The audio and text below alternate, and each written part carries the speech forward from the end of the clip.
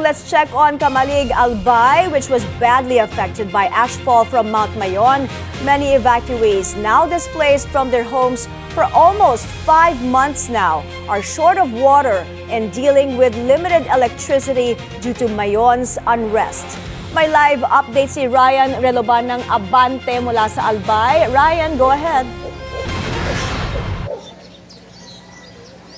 May maglilimang buwan nang nasa evacuation center ang maraming residente ng Camalig, Albay matapos lumikas dahil sa banta ng Bulkang Mayon.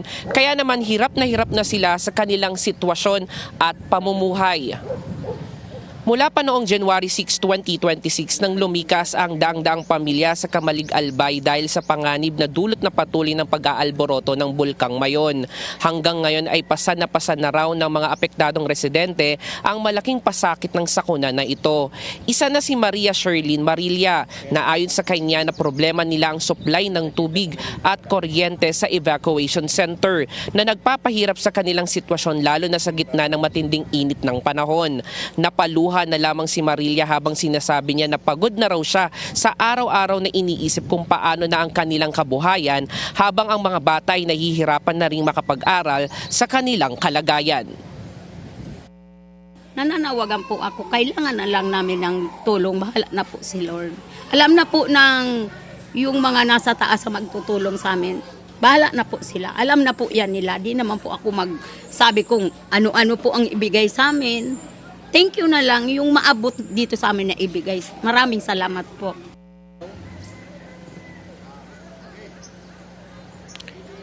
Sa kabila nito, patuloy ang panawagan ng mga lumikas sa pamahalaan ng kanilang mga pangangailangan lalo't hindi nila alam kung kailan matatapos itong pinagdadaanan nila dahil sa pag-aalboroto ng Bulkang Mayon at kung kailan sila makakabalik sa kanilang mga tahanan.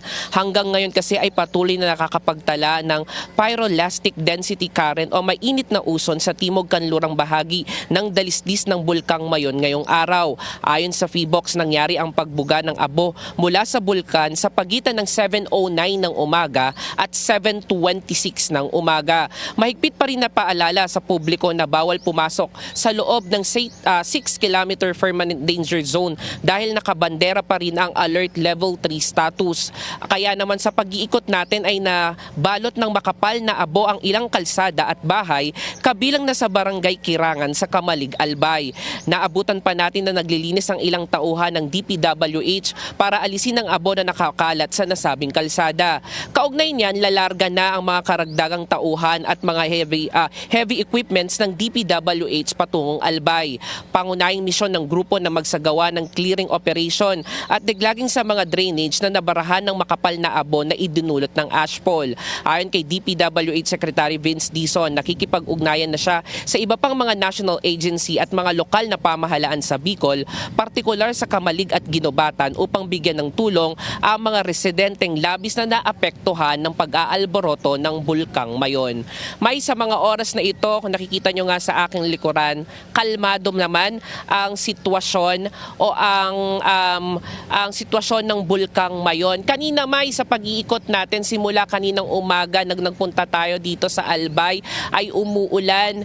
Kaya nga paalala talaga ng mga otoridad at lalo na ang NDRAMC na nagpapadala ng mga emergency alert na patuloy na magpagmatsyag at mag-ingat dahil patuloy pa rin yung pag-aalboroto ng Bulkang Mayon sa mga susunod na oras. May? Maraming salamat, Ryan Reloban ng Abante, live mula sa Albay.